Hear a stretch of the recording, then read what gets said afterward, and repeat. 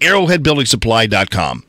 Hey, St. Louis, it's Brian. Kilmeade and Friends is up next at 9 on FM News Talk 97.1.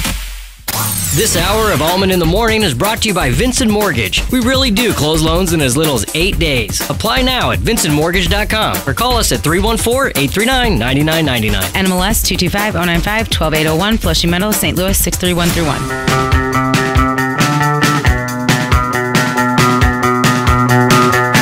Let's get right to Maria Bartiromo, who is graciously joining us. Sunday Morning Futures, of course, 9 a.m. CST. Looking forward to having Maria Bartiromo on.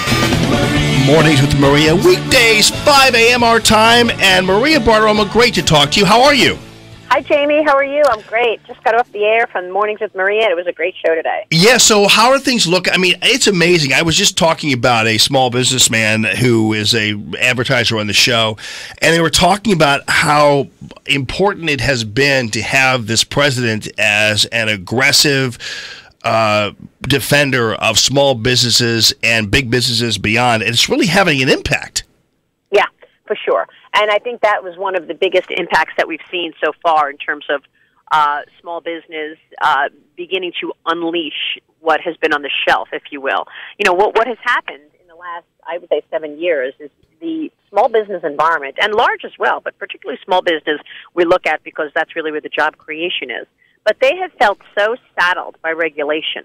You know, many of these small businesses, I'm talking with employees of 50 to 100 and beyond, 200 employees, they really have felt so handcuffed by the regulatory burdens that they face that they have stopped spending and investing and hiring, by the way. You know, there's one group of them that they call them 49ers, where they refuse to hire any more than 49 employees because, of course, the Obamacare law requires that if you have 50 employees or more, you are forced to offer them health insurance, which is very expensive. So just the repeal and replace of Obamacare alone is helping incredibly for small business. But then when you counter in the other regulatory rollbacks that we're going to see from all the bureaucratic rulemaking, that we've seen 2,000 new rules just in the last several years out of the Obama administration. So I think small business is finally unleashing. It is starting to spend money again. It's going to be hiring again. You're going to see a real movement in terms of business in the next year, I think. That's going to be very, very important for the economy because it's going to move the needle on growth and jobs.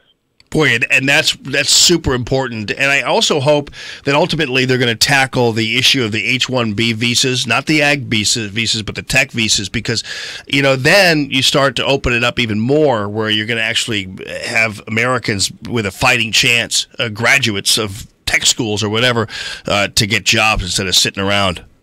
Oh, that's absolutely right. I mean, look, one of the issues with NAFTA, the trade agreement between the U.S., Mexico, and Canada, is the fact that this trade deal became a template for all trade deals. So it became like part of the World Trade Organization's mantra, whereas if you are a business and you have an opportunity to produce goods overseas and then sell those goods back to the U.S., you can do it, no problem. Now, who wouldn't do that? Who wouldn't set up a factory in Mexico when you're paying them half of what you have to pay a U.S. employee? Everybody's going to do it. So ever since NAFTA created that rule with the trade deal, everybody started opening plants and factories in all other places, like Mexico, like China. And because that became the template, it just became sort of what you do when you do a trade deal. And so the redoing of NAFTA is going to be very important. And certainly the idea that, you know, H-1B visas, whereas technology companies hire, you know, Russians and Chinese and all of these foreigners to come in and take these jobs because they think that they are not only better equipped to do the job, but they're a lot cheaper. Obviously, that's the issue. They're just much cheaper to hire than U.S. employees. It's going to be huge for American workers. Yeah, totally. And I'm so glad you're on this. And I know this week is going to be interesting because there's a lot going on with the whole Comey hearings and the Supreme Court hearings. And so the economy won't be getting a whole lot of focus, but you'll still be on it. Yeah, for sure. I mean, look, you've got the health care vote on Thursday. That's going to be really important for the economy because, you know, if they don't get health care done, everything else gets backed up, Jamie. And that's the issue here because they need to get health care done. They need to have the repeal and replace in place by Easter so that they could follow through and then they could start working on tax reform and they can have tax reform in the books by August so that then it can be retroactive to 2017, beginning of the year. If they fail to do health care, which is really critical this week, everything else gets backed up. So the agenda is really being watched very carefully. Yeah, no doubt. Okay, so I got to wrap it up here, and I know you do too. So when you get off the air, like, what do you do? Well, we've got meetings at tomorrow. Yeah, I'm losing you anyway. But anyway, Maria Bartiromo, thanks so much for the Monday morning hit. We